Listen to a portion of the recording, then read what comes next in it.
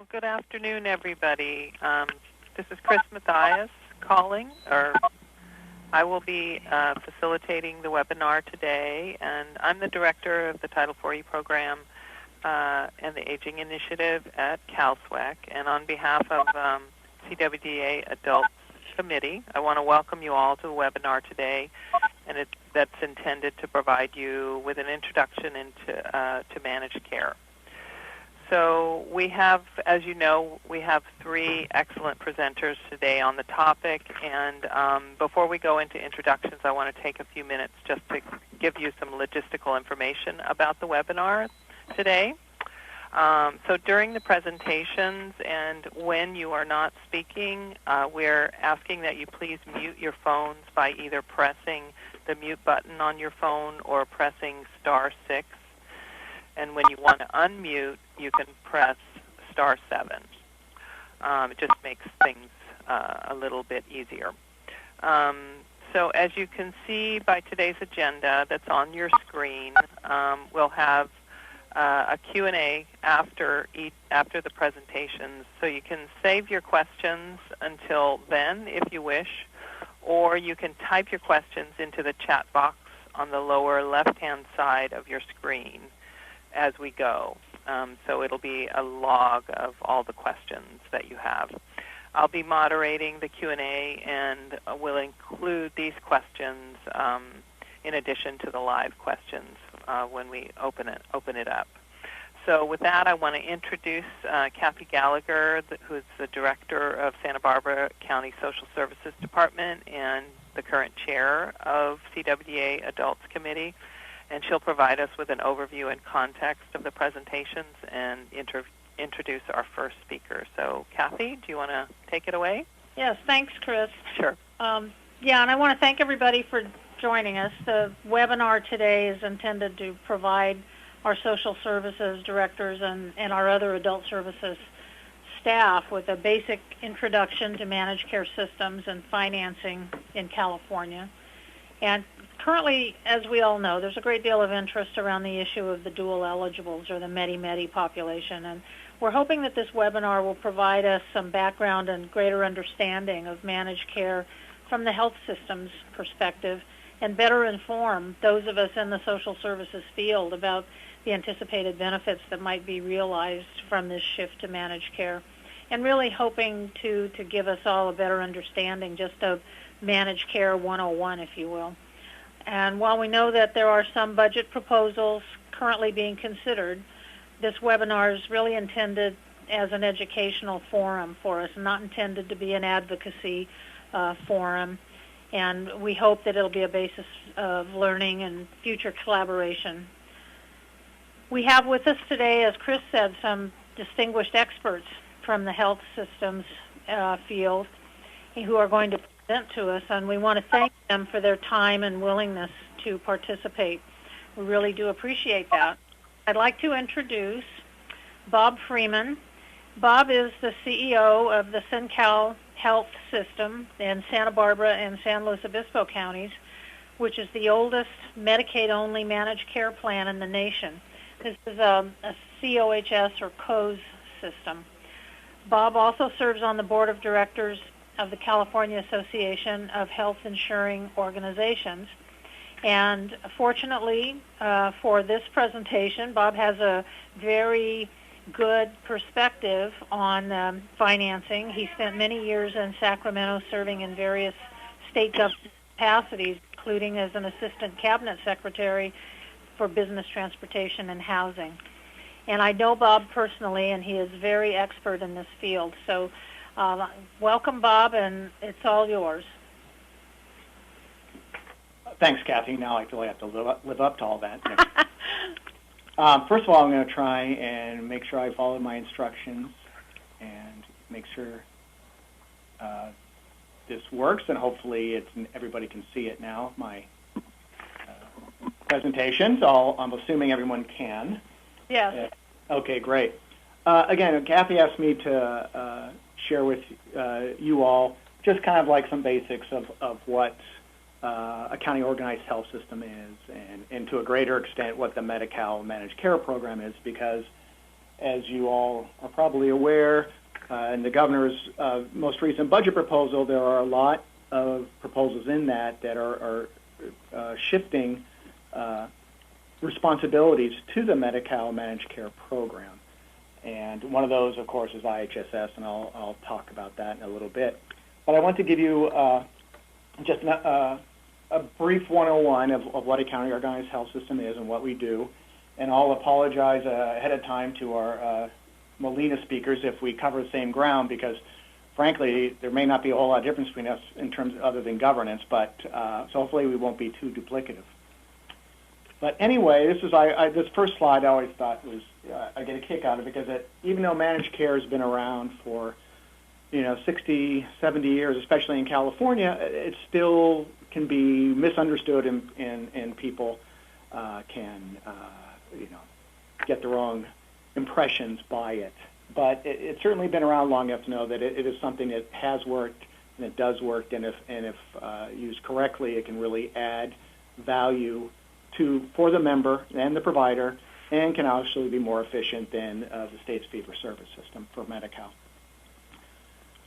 So in relation to county-organized health systems, we are public entities, and we're all governed by boards or commissions that are appointed by the respective county boards of supervisors. We cover everybody who's eligible for Medi-Cal with the exception of undocumented. So if you're, for example, we're in Santa Barbara County, if you become eligible for Medi-Cal in our county, you're automatically inscribed into our program. So, and we cover everybody. That includes basically from newborns to the end of life. We have, besides the CalWorks, the age blind disabled or seniors, persons with disabilities, children, and we do long-term care. So we have a full continuum of care that some of the other models may not have yet, but they're certainly going in that direction. Now, even though we're public entities, we do operate like a business in that we have no guarantee of perpetuity. If we don't do our job correctly, we would go away. So we certainly, even though we're public entities, we certainly have to operate like a business and be as efficient as possible. And I think the central tenet of the COHS plan model is the really local autonomy, administration, and accountability. And what I mean by that is autonomy in that we can design the program that meets the needs of our local community, because what makes sense in Santa Barbara may not make sense in Marin or what have you. Another thing is local administration. That's a manageable service area. I mean, the state of California is huge, and it's hard to manage anything on that big of a scale that efficiently. But if you have a manageable service area, you can administer it more efficiently. And finally is accountability. As I said, if we don't do our job well, then the state or the local community will find somebody else who can. Our boards and commissions they're public meetings, and if we're doing a bad job, there's certainly a regular outlet for people to voice their displeasure. Talking about the county organized health systems, the model's really grown in the last few years, and now there are now 6 plans, but a lot of us are in more than one county. So we serve 14 counties total. Cal Optimum's in Orange. Gold Coast is the newest county organized health system that came up last year, serving Ventura County. SunCal Health, of course, we do Santa Barbara and San Luis Obispo counties. Right to our north, the Central California Alliance does Santa Cruz, Monterey, and Merced. Health Plan of San Mateo does San Mateo. And the Partnership Health Plan really does the Northern Bay Area. They have Solano, Napa, Yolo, Sonoma, Marin, and Mendocino. And taken together, the plans have grown, and now we serve over 1 million of the approximately 6 million Medi-Cal beneficiaries in California. Now, this next slide is kind of interesting in that this is the enrollment of individuals in state Medicaid plans. You can see that California dwarfs everybody else. And if you go about halfway down the orange bar, you see that's the collective enrollment of the county organized health systems in California. And the slide's actually a couple of years old, so the Ventura and some of the newer partnership counties are on there. But you can see that taken together, we're the same size as the Medicaid program of Maryland or Minnesota or what have you. So even though we're all local plans, taken together, we really serve a lot of individuals in terms of, the same as many other states. Now this is the same type of slide, but this is in relation to the dual eligible enrollment, those who were eligible for both. So we have to make sure that happens. We also do specialized care through disease management programs, coordination of services. We really have to, as our model indicates, we have to manage their care, and that's especially important for our older and senior population. Quality, we have measurements that we all have to meet from the state and federal requirements that we have to measure, and then it's monitored, and we have certainly we're given improvement plans if we're deficient in a number of things. So we all the models, the codes and the other models, all have fairly robust quality assurance programs to make sure that the quality of care that our members are getting are the same as somebody else, anybody else who's not on Medi-Cal. It's really that they get the same access to the same care that anybody else does. Now, the cost savings are achieved in a number of ways over time. Through the rates we pay or negotiate with our providers, the efficiencies by directing the resources to those people who need it the most, and integration of the care. So all the models have been very successful in terms of being more efficient than the fee-for-service model. Some of the things that we do that are not in the fee-for-service, we credential all of our physicians, so they all have to be in good standing, and we can certainly, through this process, serve to weed out any bad actors that may be in the area, and we can and certainly make sure that they are of good standing. Again, the fee-for-service model has no continuity of care. It's basically just a fiscal intermediary. We all have local, plan-specific or plan-centered grievance processes. Okay. Thank you for calling Merced County Human Services Agency. Oh, hold on. Our goal is to fight poverty and abuse. We have a new phone and voicemail system. When you call the main number, dial 1, then dial the extension number. If you have a case, please have your case number ready. Yeah, I don't want to try and talk over it. So. Your case number is... Oh, there we go. Okay. Okay, so we basically have grievance processes. So if members have an issue, we certainly have process that they can move through to hopefully have that adjudicated. We also, all the plans, all the models do member provider satisfaction studies to make sure that they can, we're gauged and measured by how well we serve both our members and providers. And again, we also have quality measurement and quality improvement studies. Again, it gets back to that quality of care program. So I think you see there is an organized system here that it takes on many facets. Now, specific to St. Cal Health, as Kathy mentioned, we began operations back in 1983. We were the first and now oldest county organized health system. In 2008, we expanded into San Luis Obispo County, which was fee-for-service before that. Now we have a total of about 105,000 members. We have the largest provider network in the area, larger than any other commercial plan, because we have what we call an any willing provider network. It's a very open network. If you agree to our terms and conditions, then you can be in our network. And in Santa Barbara County, at least, we have contractual relationships with about 90% of the licensed physicians. So it really does make it and contribute to a real community-run health plan. Everybody is involved to one extent or another. Now, in relation to what we save over fee-for-service, again, our plan's more mature, so we may save more than some others, but the state has told us that we save about 20% over what they would otherwise spend. And collectively, the COHS plan saved the state about $300 million a year. So there are significant savings that can be had without any way, offsetting any poor member care or access to care. Now, our guiding philosophy is local community governance and involvement. Again, access that's top quality care for our members. There's nothing, we don't want anything to be second rate about it. It's the same care that anybody would get walking through the physician's doors. Obviously, Medi-Cal is not anyone's best payer, but we want to pay providers as fairly as we can and share with them the program savings when we have them. We do benefit flexibility, which means a lot of times we may want to pay for something that's not necessarily a Medi-Cal benefit, but we've determined it would save money and or improve patient well-being by doing so. And we've actually, and some of our sister plans have actually created benefits that the Medi-Cal program has subsequently adopted. We also do a lot to rely on technology and to simplify the system. The Medi-Cal system can be very complicated, and we do our best to simplify that as much as possible. And finally, which I've kind of been a theme, is that we're very accountable to our local community, and we always strive to be efficient in administration. Now, a lot of our county organized systems, the board of directors are very similar to this, but in general, here's our board, and again, it's appointed by the boards of supervisors of both Santa Barbara and San Luis Obispo County, and we do have county supervisors on the board, as well as physician and hospital representatives. We have member representatives. We have, again, Kathy serves on our board. She's the social services director, which is immensely valuable because eligibility, Medi-Cal eligibility, is a very important piece of what we do, and we have no role in it. So we rely on the social services department a lot to make sure we can do our job better. We also have just community people not involved in healthcare. And for us, we meet about 6 times a year and rotate our meetings between the two counties.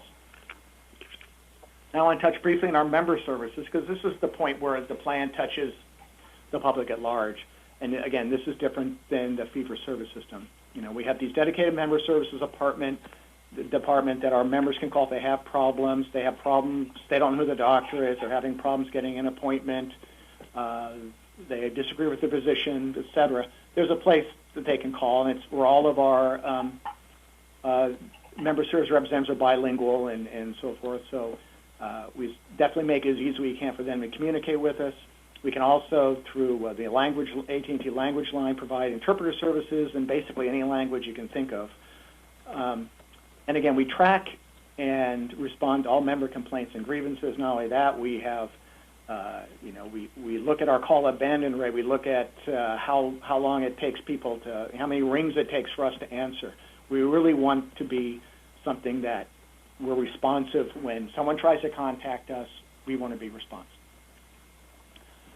Again, something that we also do in relation to members is we have health education programs.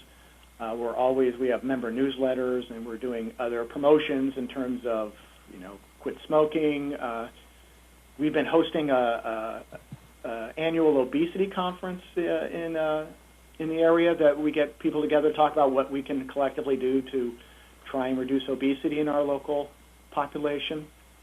And again, the other models have this as well. We have cultural and linguistic programs because there are certainly cultural differences that we have to be aware of, and to make sure that people from wherever they're from, they're here now, and we want to make them feel comfortable in interacting with us.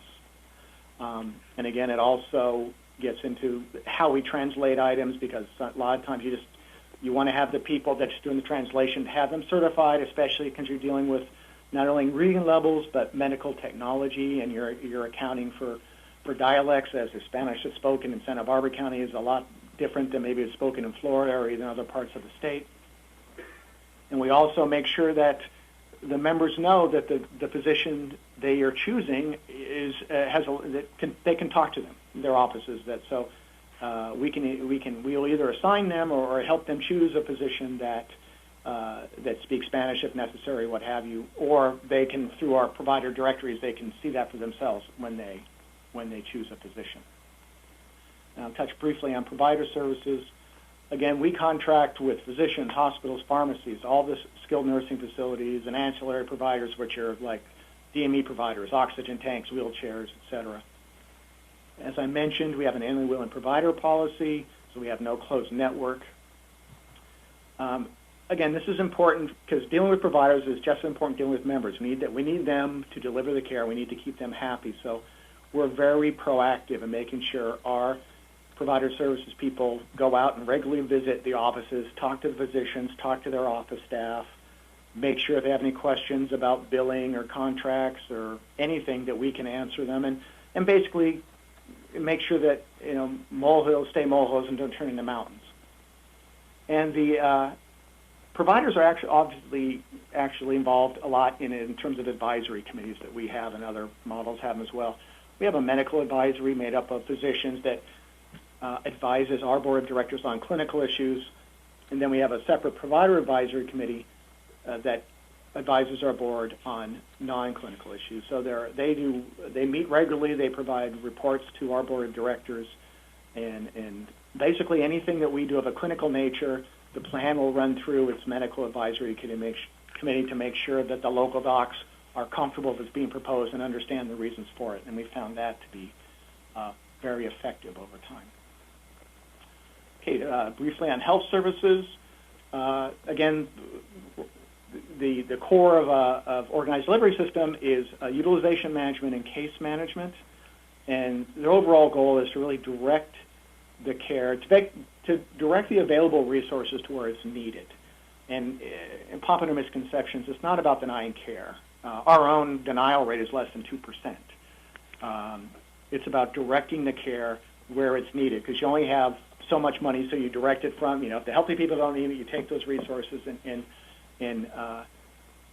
put it where it's needed with the people that do need the resources. And it's also about always looking for ways to make this system more efficient.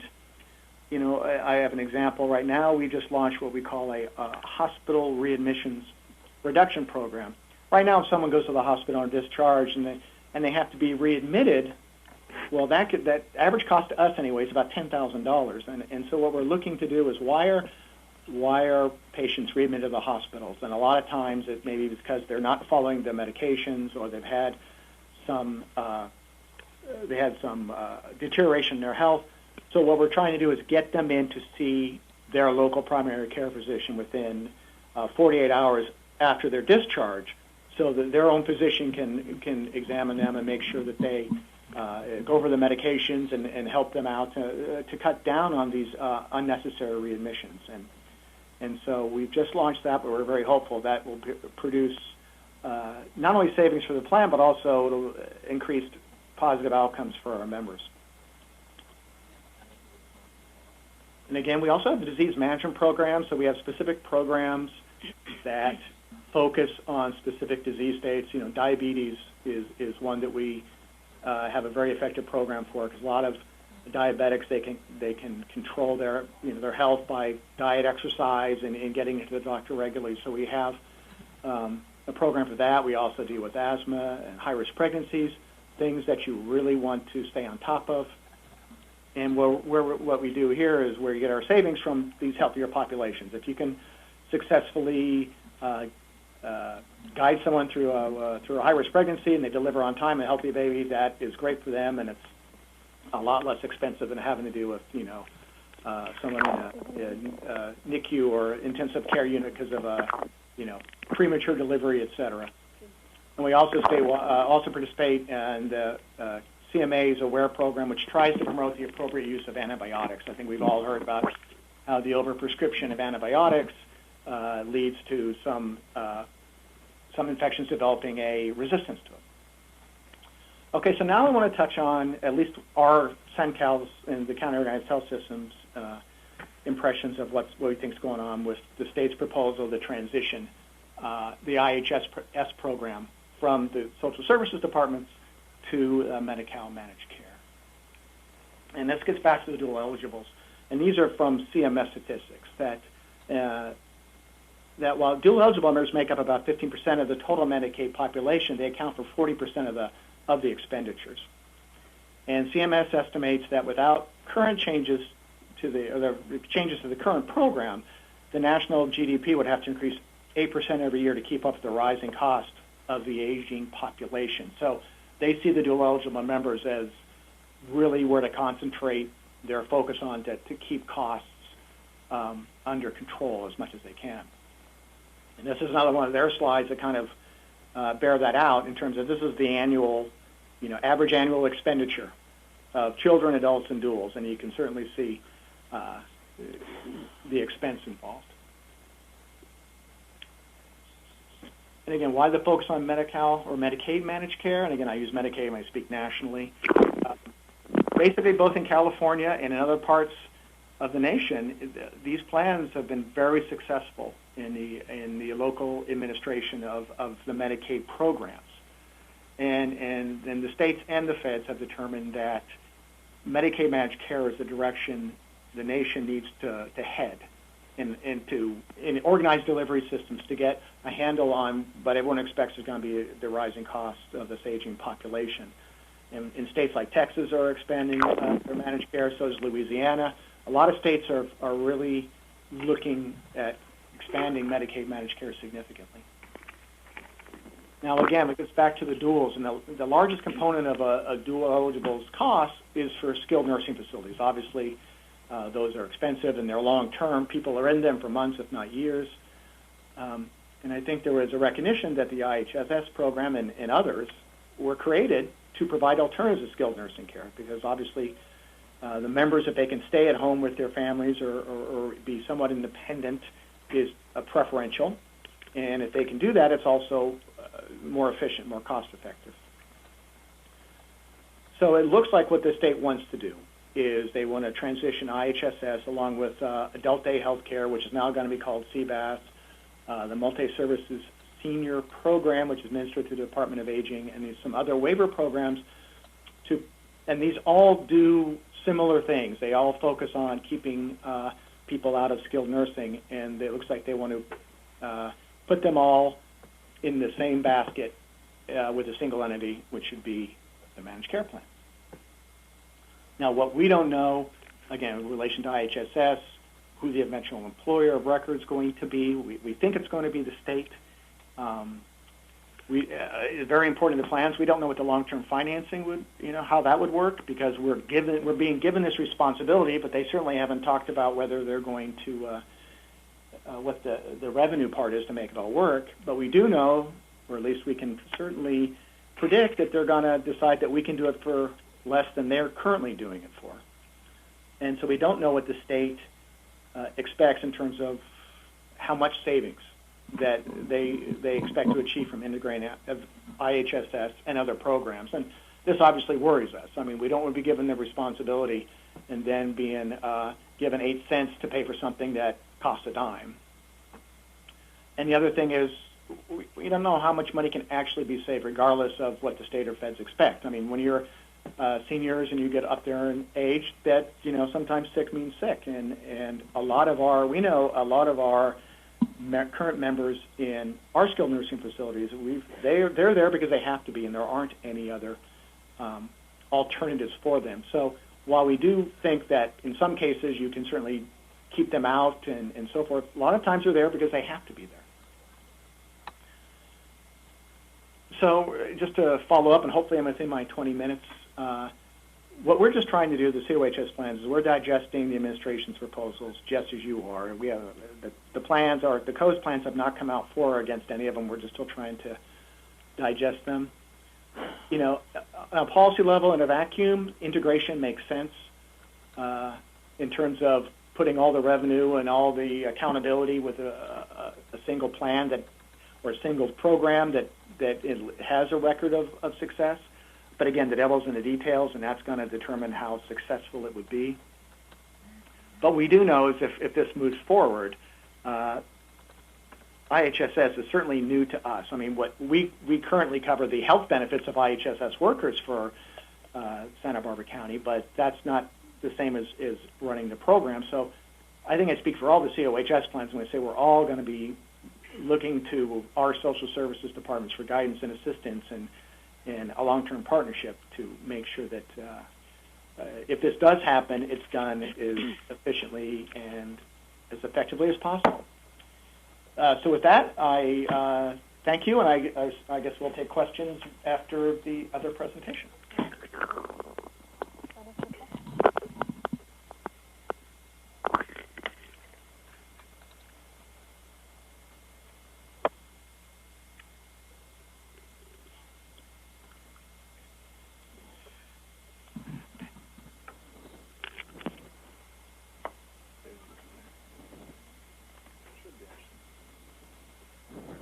Chris or Kathy, do we have you on the line still? Oh, I'm sorry. I was on mute. I'm sorry. Hey, I was just silent. Good. Very and sorry. We have Andrew on the line from Molina. Okay. Andrew, great. can you chime in so we know Yes. we have you still? Yes, this is Andrew Wyluck, and I'm here with Dr. Bach. Fabulous. Okay. Can I just take a moment to introduce you both? and then you can jump in. Okay. Okay. Okay, great. So our presenters are Dr. Richard Bach and Andrew Whitelock. Dr. Bach is responsible for the oversight and the medical management functions of Molina Healthcare of California, including the utilization management, quality improvement, credentialing, pharmacy, health education, and risk management activities. And prior to joining Molina, he worked at Prospect Medical Systems, Meteor Systems, Adventist Health Systems Foundation, and FHP. Mr. Whitelock serves as Molina Healthcare's primary contact with government agencies, county agencies, and plan partners. Mr. Whitelock works with the plan partners to keep them apprised of new health plans, programs, and community activities that promote Molina's mission and vision.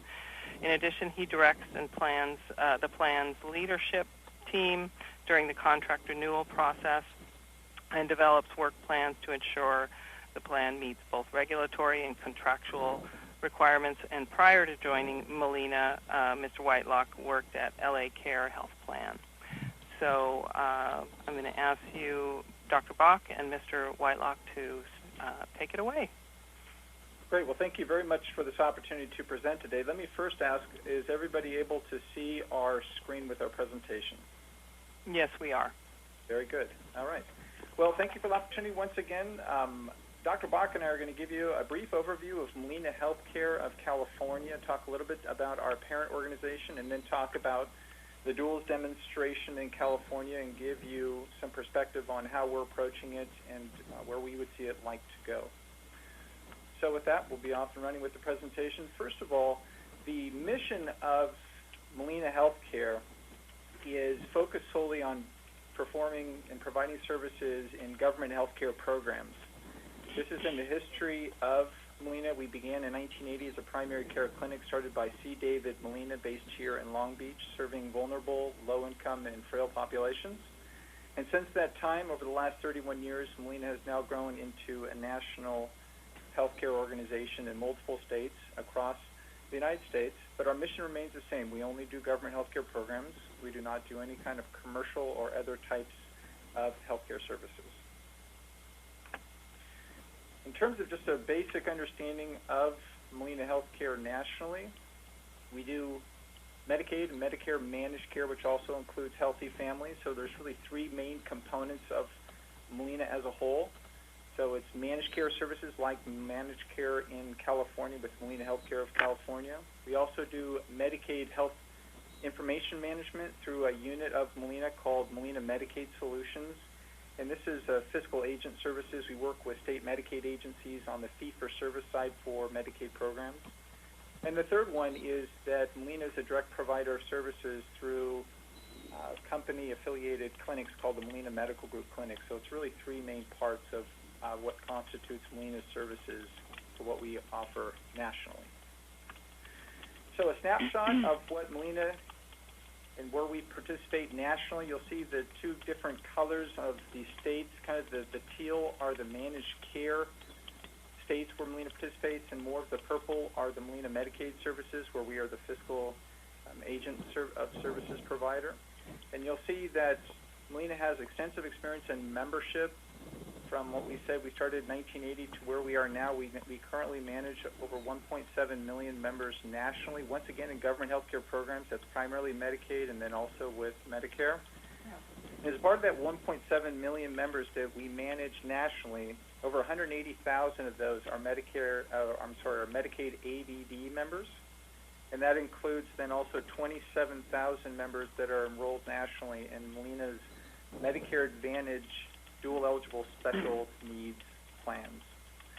So once again, it's a sole focus on government healthcare programs, and you can kind of see the way that the company now is structured and where we are participating nationally. In terms of direct delivery, this is a very important part of Molina's healthcare delivery, both in California and also in Virginia and Washington. We have clinics that we work with, primarily this and obviously in California, because we began as a primary care clinic in 1980. And currently we have 17 Molina Medical Group clinics across California, in addition to some in Washington and now in Virginia as well. The clinics currently, we have 4 in Sacramento, 5 in Los Angeles County, 5 in San Bernardino, and 3 in Riverside County. And this remains a very important part. It's a part of our heritage and our legacy, and it's very much a part of our focus moving forward, that not only are we a health plan that provides managed care services, we're also a direct provider service, and it's very important for us in the communities we serve to be invested in participating at that level as well. One of the things about our direct delivery model that we try to do is that we try to support innovation and use of new technologies as ways to remove barriers to accessing care for our plan members, and also to help improve health outcomes. And one of the things that we've done is that we have implemented something called an InstaMed on-site prescription medication dispensing units in our Molina Medical Group clinic sites. And one of the things that we've found is that, you see at the top of the slide, a 2007 survey reported that about 31% of individuals polled had not filled the prescription that they were given by a physician. And we see this as a barrier to care that is very important that we find a way to try to get around. So we have found that these InstaMeds are a very effective way that individuals receive a prescription in our Molina Medical Group clinic site. They can immediately go and get it filled. And so obviously we're trying to address that 31% non-fill rate, and we have found this to be a very effective tool, and so it's one of the ways that we've looked to innovate using our Molina Medical Group clinics. Another thing that we have found is very important is the ability that we provide transportation to our members to be able to access medically necessary services. So one of the things that we focused on is using a Molina shuttle service that we've launched in Long Beach and in the Inland Empire, and we're looking to expand. And it's an opportunity that we have have a set route that we use in our communities, and it's open to not just Molina members, but it serves the community in general. But it does go between Molina Medical Group clinic sites, and the idea being that we want to provide non-emergency medical transportation as a way to try to help individuals get access to their communities and the services available there, but also, importantly, to their primary care provider, who in this case is at a Molina Medical Group clinic site. And the third thing that we're doing in terms of Molina's commitment and what we do in the communities we serve is that we have opened up a Community Information Resource Center in the Inland Empire last year, and this year we're going to be opening up one in Sacramento. And what this is that it's a community resource. It's open not just to Molina Healthcare members, it's also open just to individuals in the community who are looking for resources about services, events, and other things that are taking place in the communities that they can participate in or take advantage of that focus on their health care or their social needs.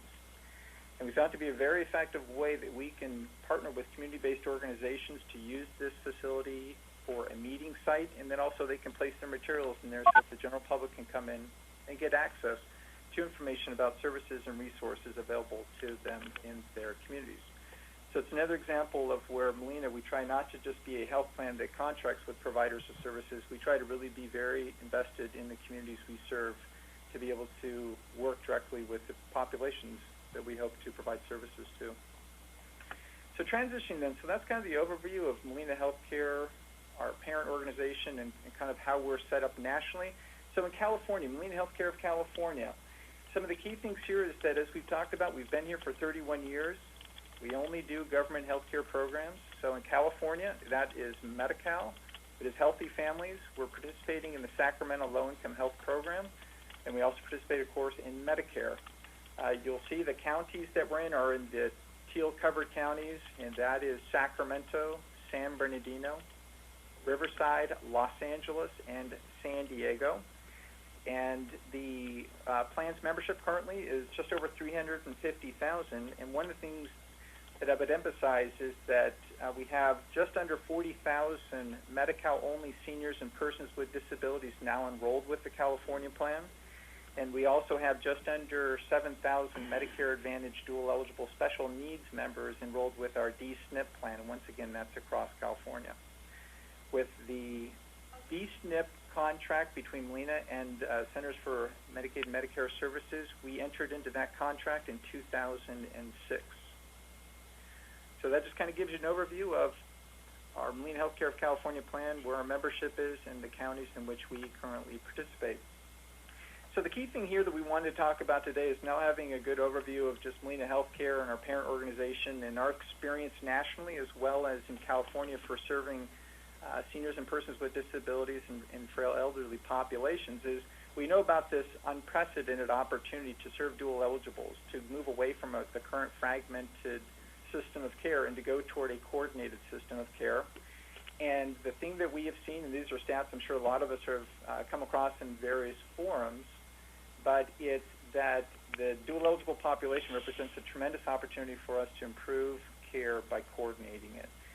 Some of the stats, about 15% of Medicaid enrollees nationally account for almost 40% of all Medicaid spending, and that the average spend for a dual eligible individual for Medicaid and Medicare is about $20,000 per year, which is 5 times greater than what a Medicare beneficiary consumes in terms of health care services. Okay. So we see this as an obvious opportunity to improve care and to bring coordinated systems of care for the Medicaid, Medi-Cal, and the Medicare benefits. So one thing about what I've spoken about previously, just about Molina nationally and our experience with serving dual eligible populations, Molina's enrollment of just about 27,000 dual eligible beneficiaries in our D-SNP plan places us as the 8th largest D-SNP plan in the nation. So an extensive experience that we draw upon nationally as well as here in California. So we've talked about this, supporting the integrated care for duals. There's a tremendous opportunity here to move away from a fragmented system of care and to move toward a coordinated system of care. And to speak more about the details of that, I'll turn it over to Dr. Richard Bach, the Chief Medical Officer here at Molina Healthcare of California. Thank you, Andrew, and good afternoon. Appreciate the opportunity to speak to you. We in healthcare, and particularly doctors, often feel that the world revolves around us. So this is a good opportunity for some reality testing in terms of what's really going on in the world. I'm gratified to see that we serve the same population. Molina only serves the underprivileged, both in Medicaid and in dual eligible populations. And we know that directors of human services touch the same population in many aspects that are mutually advantageous, hopefully, to our mutual constituents. I want to talk a little bit about our interest in the dual eligible demonstration pilot and how we feel that we can offer something innovative and an improvement on the existing model of fragmented fee-for-service care. As Andrew mentioned, we are already serving over 30,000 seniors and persons with disabilities. We feel that the transition of those new members into managed care. Dr. Bach, this is Chris Mathias. Sorry to interrupt. Can you speak up just a little bit? I know you're conferenced in, but if you could speak up just a little bit more, that would be great. Thank you. Okay. Is that any better? Yes. Okay. Thank you. As Andrew mentioned, we do serve currently over 30,000 seniors and persons with disabilities, and you know that transition process in partnership with DHCS has been ongoing since last June. And we feel that despite some bumps in the road, that the transition has gone very well. There's been very few disenrollments, very few grievances, and we feel that that's because we've offered these new members a coordination of services that they had not experienced before. We've also, by intent and by regulation, offered continuity of care with existing providers, and that goes on for a mandated 12-month period. We also have experience in dealing with the dual eligible population. We serve almost 7,000 dual eligibles today, and we've been serving this population since 2006. I'm sorry, Dr. Bach, can I interrupt you once again? Somebody is typing, and we need to have our phones on mute. So if you could do that, that would be great. Okay, it's not me. Hopefully that's better. Perfect. Thank you. Great. The core of our program in coordinating care for dual eligibles and other needy members is our integrated care management model. And briefly go through the steps here, but we, as the members come onto the plan, put them through a screening of risk stratification and risk assessment that helps identify those members who are in need of care management. And we then reach out to the new members who have additional needs, both medical and social, with our nurses, our social workers, health educators, dietitians, and medical directors to make sure that we're coordinating the care and services that are necessary. I mentioned the medical-centric view of the world, and that in the past and maybe up to the present has a lot to do with the hospital teaching environments and how things have always been set up in medicine, particularly in medical education, around large facilities. And we see this as a great advance in healthcare, that we're trying to break away from that model and move the focus of care away from the facilities, both inpatient and outpatient, and focus more on the member and the member in their home and community. So much used words of patient-centric does apply in this regard, and our multidisciplinary teams do truly believe in this. We make sure that we deliver culturally congruent care in multiple languages and accessible formats, and we use evidence-based protocols to deliver services that are appropriate. We feel, again, that partnering beyond the hospitals to integrate with community-based services, long-term care providers, public and mental health departments, and nursing homes is going to improve our ability to care for more members and to care for sicker members in a more cost-effective and quality manner.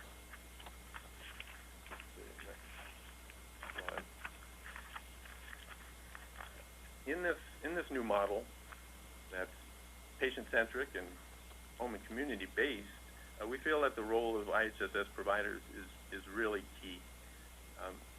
While state budgets, as you know better than I, cannot support additional funding for these services, we in Medicare are excited to partner with IHSS. Please mute your phone. Please mute your phone. We are excited about partnering with IHSS workers and other home and community-based service providers in order to keep our members healthy and in their homes and communities. Specifically under the duals demonstration pilot, and we're awaiting further delineation from DHCS, just as you are.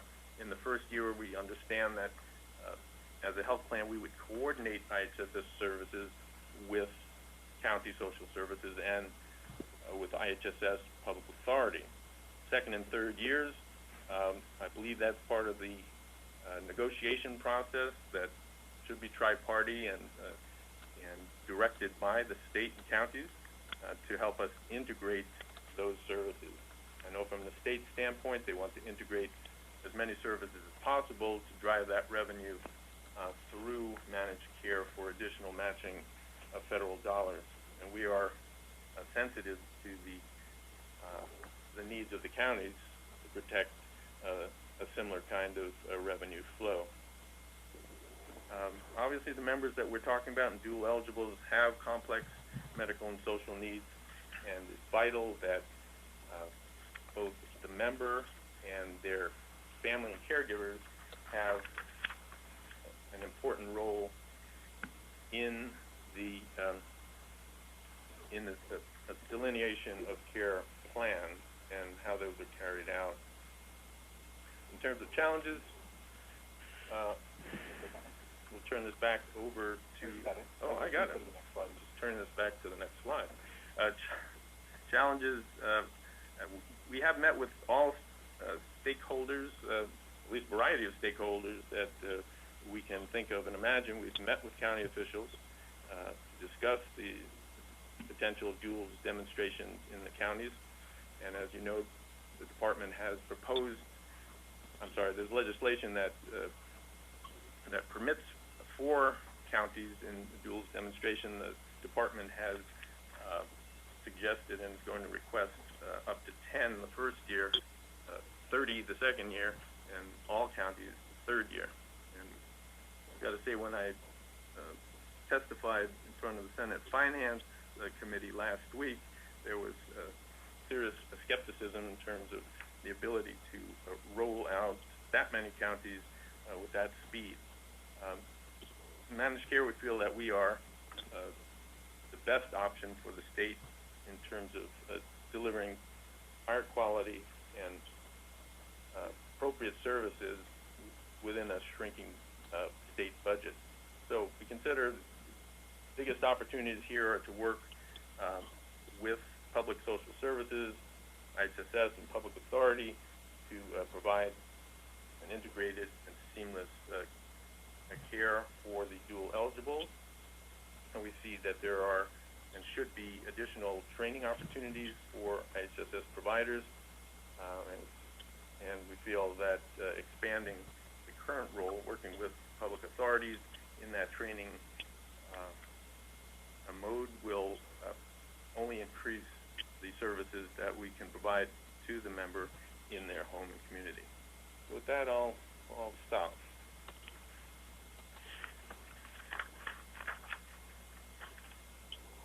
Okay, thank you to all of our presenters. And speaking of challenges, we've had some challenges in getting people on the phone, as some of you well know. So we just want to say that we will be making a recording. We are making a recording of both presentations, and we'll be making that available to you all via a link on our website. And so I want to just assure you that this will be available. So with that, I will basically open the phone up to questions, and we can take questions now. So would anyone like to chime in at this point?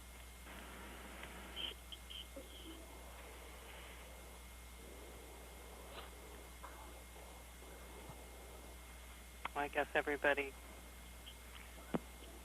or no one has questions?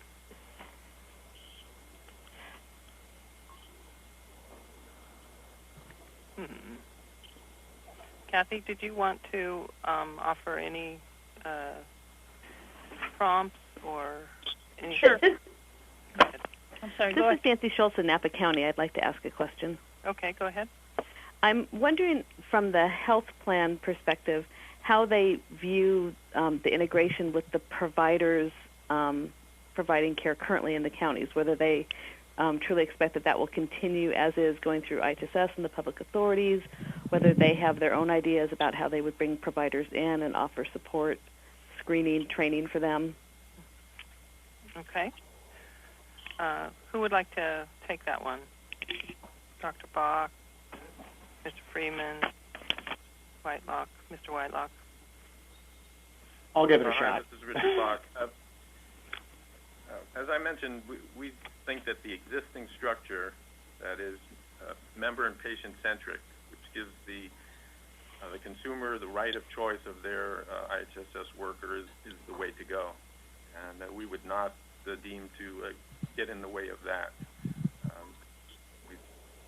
The role of public authorities is very clear at this point, and I know that you're also under severe budgetary pressures as well, but in terms of assessment and training, those things should, we believe, remain in place at least in the first year for certain, and then further discussions based on guidance from DHCS, the state, and other county agencies would dictate how it could proceed from there. But again, we've got a good structure in place. It's well supported by the community.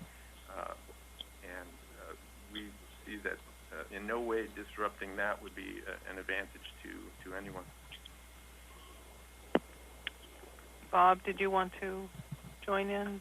Actually, it sounds like Dr. Bach's a little ahead of us. I mean, I think what we would do is we don't know enough about it, obviously. I know it's going to be a transition over several years, and we're not exactly sure what our final role is going to be.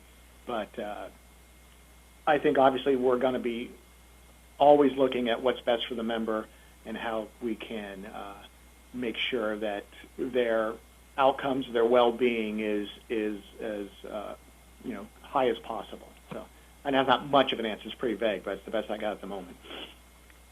Okay. Are there other questions out there?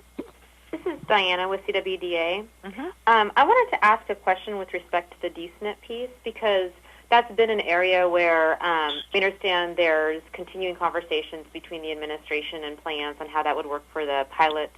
We understand that there's some, that provides some opportunity for learning from serving that population in translating that into the duals pilot in California.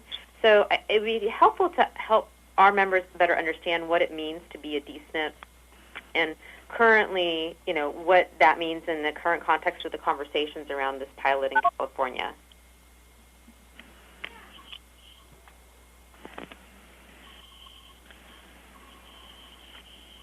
This is Andrew Whitelock with Melina. Let me start it off, and then we'll kind of see that we get an answer. So at the most basic level, when Melina signed a contract with CMS back in 2006 to be a Medicare Advantage dual-eligible special needs plan, it was so that we could enroll on the Medicare segment of coverage those dual-eligible beneficiaries in the counties that we operate in California. So as we said, San Diego, Riverside, San Bernardino, Los Angeles, and Sacramento. And so at that point, we began to build experience. We already had some of these individuals enrolled with us on the Medi-Cal side if they did elect to enroll into Medi-Cal managed care. And so what it did enabled us to begin to build experience serving this population on the Medicare segment of coverage. And then what oftentimes we would do is we would reach out to these dual-eligible individuals that had enrolled with our DSNP plan on the Medicare side to get them to also then select Melina for enrollment on the Medi-Cal managed care side, so that we could begin to do a better job of coordinating services for these individuals across the Medicare and Medi-Cal segments of coverage. Now, that's a high-level answer. Let me ask Dr. Baca anything to add to that. I would jump in. Obviously, we are managing the care of dual eligibles today, and so the question is, what's different? What do we learn? What we learn is that in the current system, we're financially responsible for and arrange the care for only certain services that our members require. And there are certain carve-outs to manage Medi-Cal, largest being behavioral health. And one of the most difficult coordination activities that goes on now is trying to match up the behavioral health needs with the medical service requirements of our members. We don't have access to those behavioral health records. They're not our contracted providers.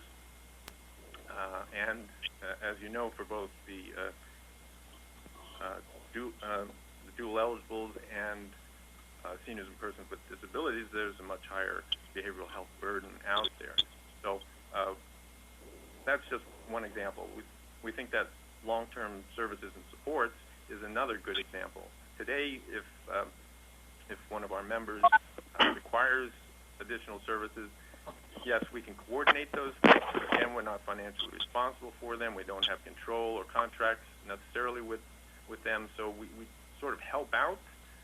We feel that once we're able to integrate all those services and we have contracts with the appropriate entities and we're working directly with them, plus we'd be financially responsible for finding the most efficient care, that it would be a much more seamless process for the members, number one. And number two, there'd be significant financial incentive for the health plan to move resources and move our members from institutions, both hospital and skilled nursing facilities, into the home and community. And again, the in-home support workers and other community-based services are the key to making that happen. Okay, thank you. I have a question in our chat box here, and this is to all the presenters. In a stakeholders meeting, a consumer raised a concern that a managed care model would add a layer of bureaucracy to their health care. How would you respond to this? I guess I'll go. I disagree. I mean, I don't think it adds a level of bureaucracy. I think what it does is it adds a delivery system, a system to assist the member in getting the care they need. They're not on their own anymore. It's more of you have access to all the care that's available through a single entity. So I think that's something that I wouldn't consider that being a bureaucracy. I would just add that, and I agree with Bob, that this is not a bureaucracy that's going to hinder in any way. We feel that the staff that we have added, trained, and are adding to are providing a coordination service that just doesn't exist in the fee-for-service environment, and it's very valuable. The more problematic question also posed by Senate Finance is, can you put a for-profit entity in between the payer and the patient? And my answer is that if you have someone with the right incentives and motivation, that there is enough savings from the efficiency we can gather out of the system to allow a small profit to keep our business expanding. Are there other questions out there? Yes, my name is Bo from Stanislaus County. Well, I'm sorry, say which county again? Stanislaus County. Stanislaus, okay, great. Yeah, I have a question. Maybe this is too specific at this point, but under the managed care system, how would the services assessment be like? Is that it's going to be like a social model where you have to have a social worker, to go out and see the client and assess them services based on time per task, or is it going to be like a medical model where all you have to do is get a form completed by a doctor, and then the agency would allow so many hours or a certain amount of services for the client?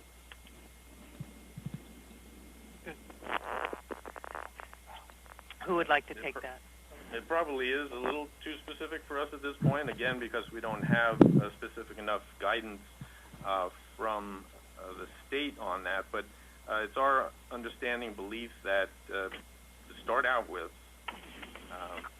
that the existing functions, including the assessment and authorization of services, would continue to be done as currently done with social workers, and how that is transitioned in the future, if at all, again is up to discussion and negotiation. We feel that if there are any changes to that, that we would be most likely to contract with existing entities to take over those functions,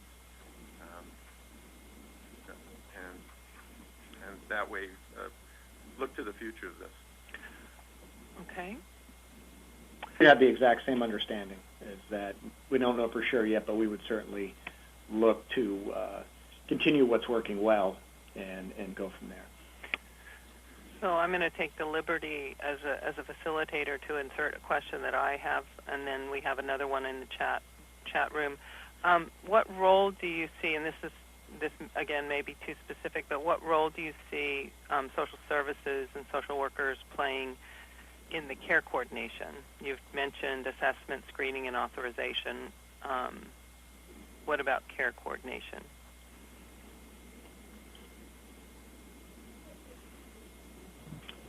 Well, I'm not a commission, but it probably depends on what kind of care we're talking about coordinating. They can certainly provide valuable input, especially if very familiar with the specific individual. But if you're talking about getting into clinical decisions, I think that could be something different. So I'm not quite sure what type of care is being coordinated. Yeah, I would take a slightly different approach to answering in that we already have established multidisciplinary teams that include social workers and the other cast of characters that I've mentioned in order to coordinate care and services. And whether the existing social workers who are doing assessments today, how they fit into the care plan, I think they would have input into that because they're closest to the member and have put together an assessment. I think the state has taken this into consideration, and one of the issues is that with the vast array of both services, medical, social, and the large array of regulatorily required assessments, that we're assessing these people to their wits' end in some regard. And the state has said that they do have a plan and a goal to get a common assessment form of some sort put together, but I think in their wisdom they've seen that this will be an important task which would potentially answer some of the questions you raised, and that their goal for finishing that project is January 1, 2015. So in the meantime, I think we need to work together with existing assessment tools and coordinate as best we can. Okay, and this is from the chat box. Are any of the plan providers working specifically with aging and disability resource collaboratives that include County IHSS as a member?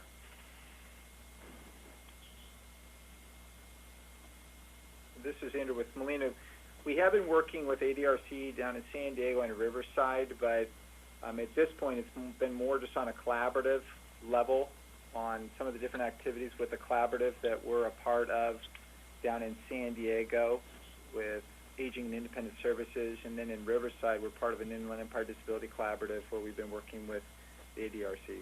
I would also add that Molina has put together the first statewide advisory committee that has stakeholders from the disability community, and we have invited IHSS and ADHC, CBAS participants up and down the line of CBOs. So we want to stay as closely in touch with them as we develop these programs as possible.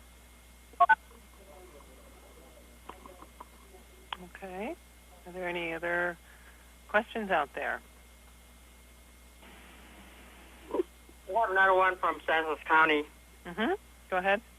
Have this plan or structure or model has been used in the different states?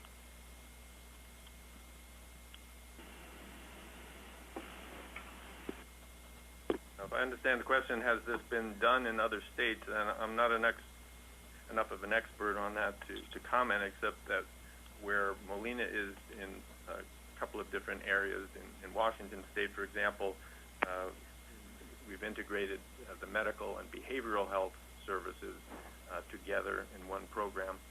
And in our Texas plan, that has been more focused on long-term and community-based services. So yes, it has been done successfully. Okay. I'm sure there are questions out there.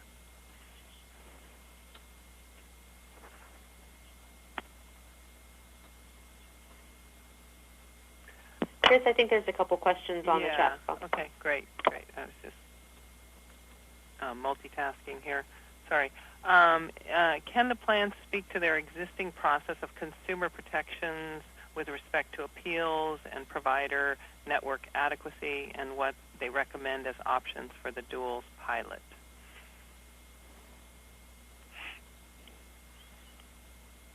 Well, I'll try and jump in. I mean, we have, and I am sure Melina's the same way, we have a number of different consumer protections that are, a lot of them are regulatory requirements by the state or federal government. We also have, community advisory boards where issues can be taken and addressed. But there certainly are a number of grievance and appeals processes and ways for members to have a voice in, within the system. I can't speak directly to what's going to happen with the duals, but I just say in general right now there are a number of consumer protections that protect the Medi-Cal member and make sure they certainly have a voice. I think for those who want to get more specific detail, looking at the program that DHCS has put together for seniors and persons with disabilities is probably a very good starting point. There have been several additions to the legal and regulatory requirements for consumer protection that they have added. And in addition to what Bob has mentioned in terms of the appeals and grievance process, both within the plan and directly with the state, we have the community advisory boards and stakeholder committees for input. There's a CAPS survey of the plan to look at satisfaction or dissatisfaction with aspects of the plan. We look at access and availability in our provider network offices to make sure that appointments can be gotten in a timely manner. The state audits us regularly on the adequacy of our network, and we have a list of a couple of dozen areas of reporting along the lines of any grievances, disenrollments, reasons for disenrollments that we need to report back to the state on a monthly or quarterly basis. Okay, I have another question on from the chat room. What will the role be at the county social services level in the future?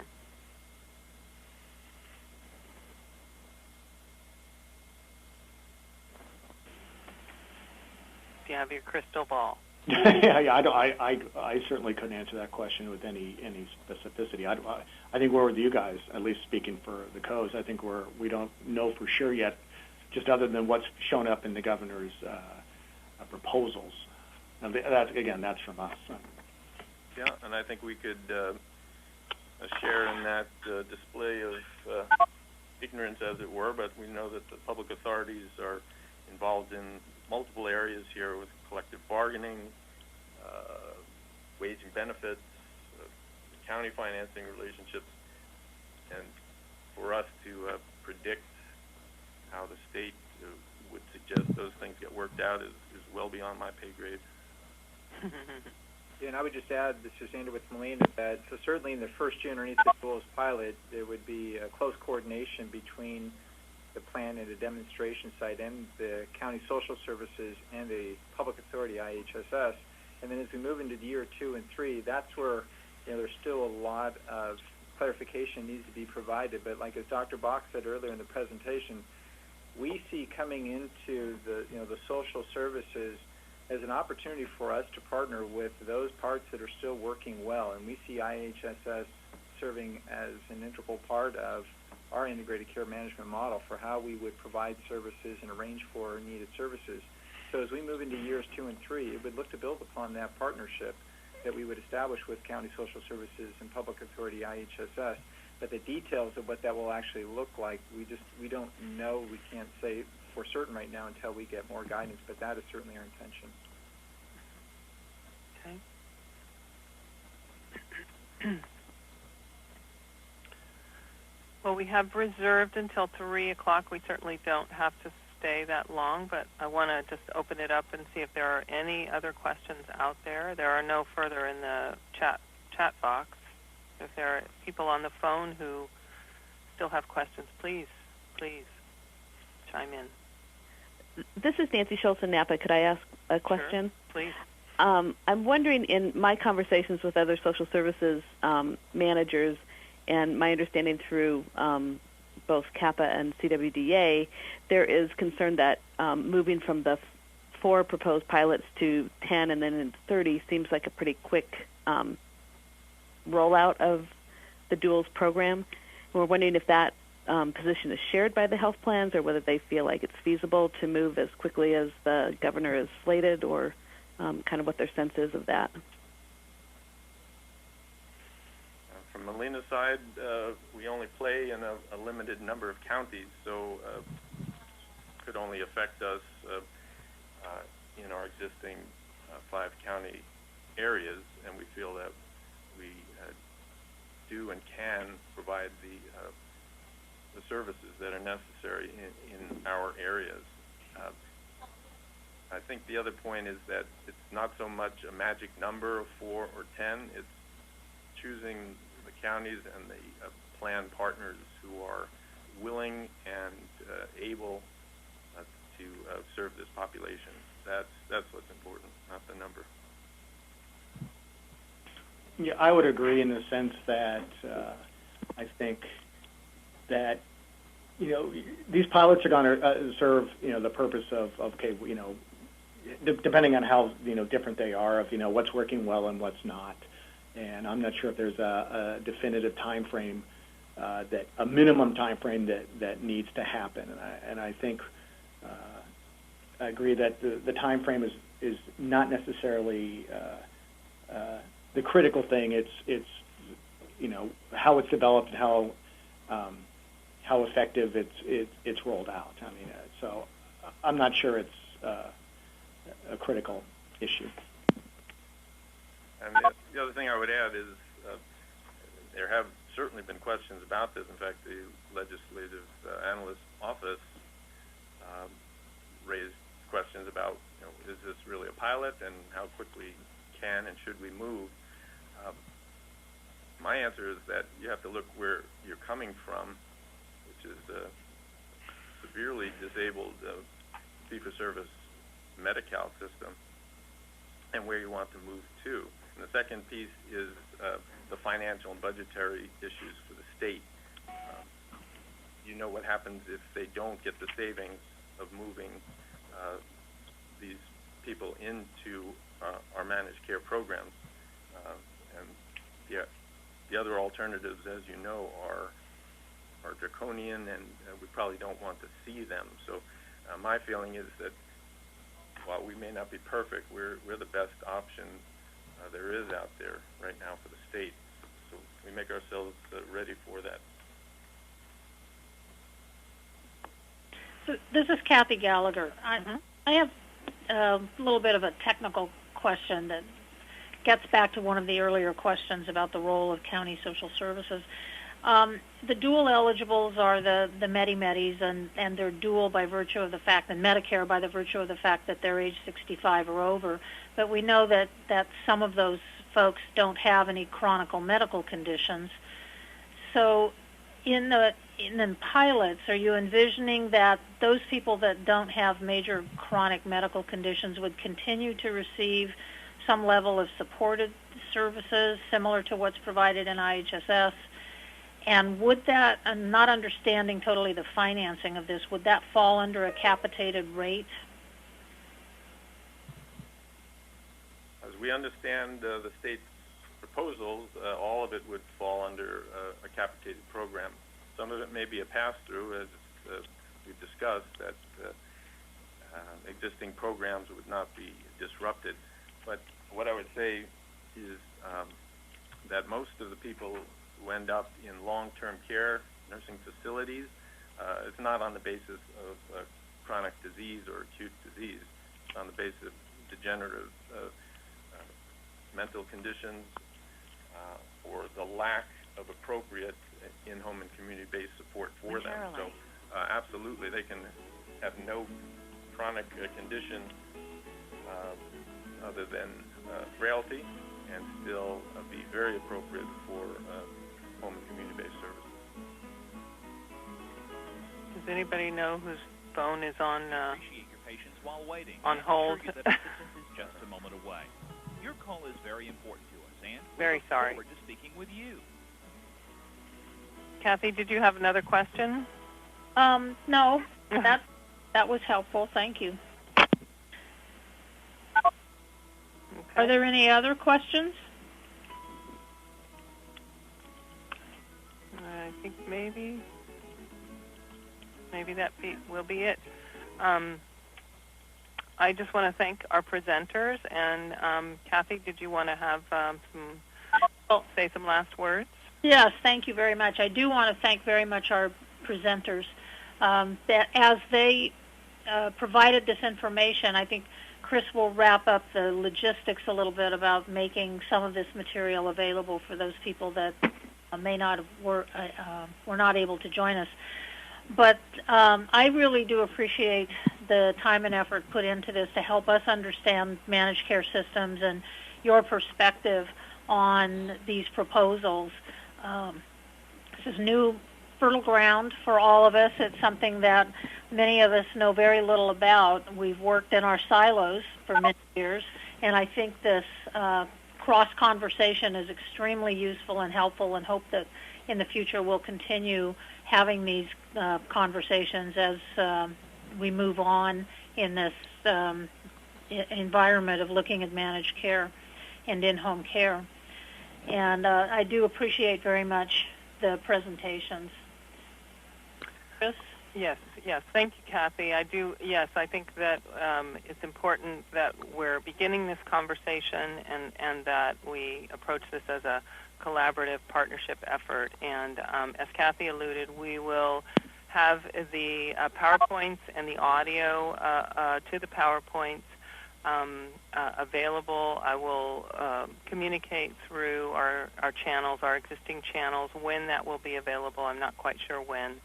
We will host it on our website, as well as if CWDA is willing, we can also host it on CWDA's website. So with that, I think we will close, and I appreciate everyone's time and attention, and thank you again to the presenters. Okay, thank you.